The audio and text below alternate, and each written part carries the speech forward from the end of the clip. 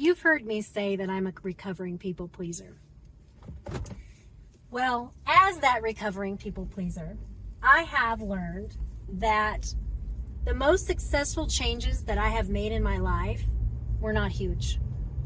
They were teeny, tiny steps that led to a greater outcome. They came from promises that I was finally willing to keep to myself. And they were finally the goals that I needed to get there. Because burned out people do not need big goals. They need teeny tiny micro habits that they can stack on top of each other that leads to the place that they need to go, I guess, is how I would say it. So, if you're already tired, the goal isn't to do more, it's actually to do less, but with greater intention. I'm sure you've heard me say it in other videos, that I have always felt like, for years and years and years, I felt like I was living my life on a hamster wheel. I also used to joke that I was a clown in the circus, and I had to keep all the plates spinning, on the stick, and I always had to keep everything spinning. And I always felt like if I dropped one plate, that my whole world would collapse. And so that was my life. And it's ridiculous now, because when you hit burnout, when you truly hit burnout and all the plates come crashing down, and you're still alive, and the world still keeps going on, you realize, oh, I didn't have to keep doing that. But our brains are really weird. Our brains and our nervous system, our whole body, it's actually wired to protect us and to keep us safe. And so familiarity is safe. Even if the situation is horrible, which mine was not dire, but I had created my own monster. I didn't have, huge problems, but I had created this world where I had to keep all the plates spinning, and I literally had no time to even breathe. So your brain, it keeps you there.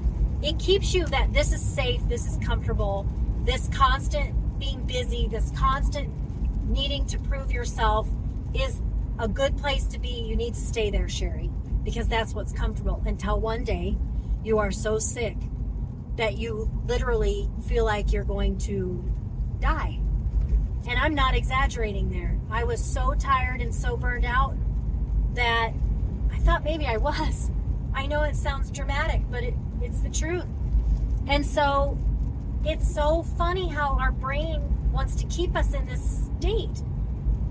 But when I always wanted to make change before, I always did it huge. I'm going to take on everything. I'm going to do it all different. And it would collapse.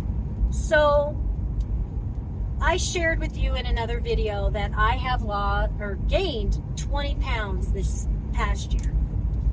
And once again, my old habits come up and I start beating myself up and being critical, and I think, wait.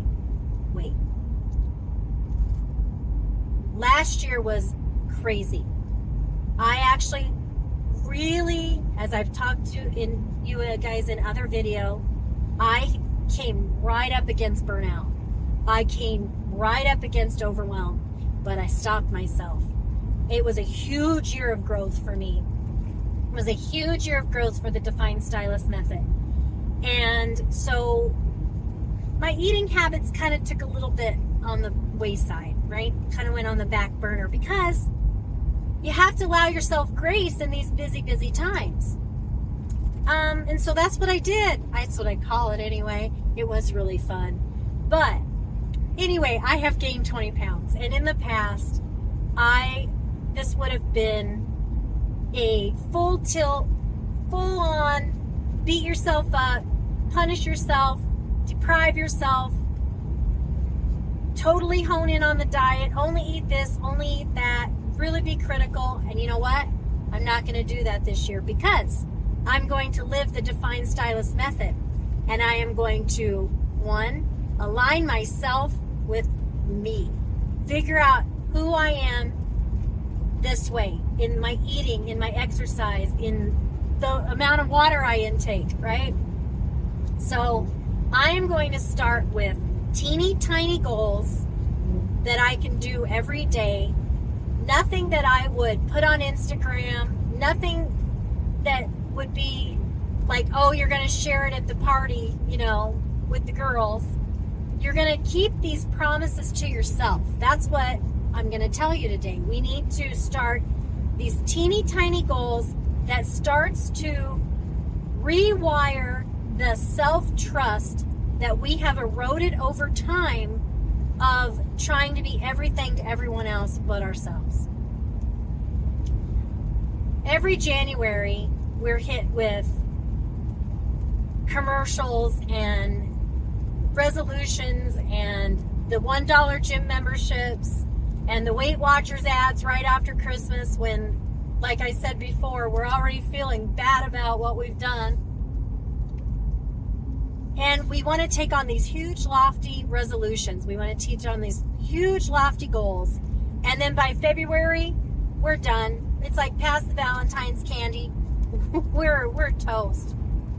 So this year, instead of doing that, instead of taking on all of these big changes, I'm going to change every aspect of my life.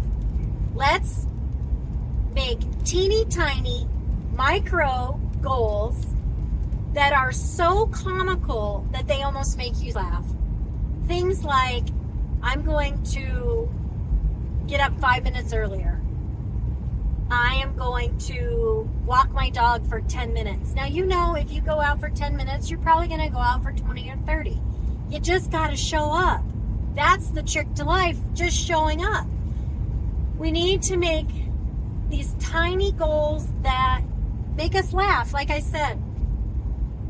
So mine are going to be drink your water, have the carrot, not the cookie, walk for 10 minutes, and that's going to allow my brain to go, oh, this is doable. Oh, this is not scary. I can do this.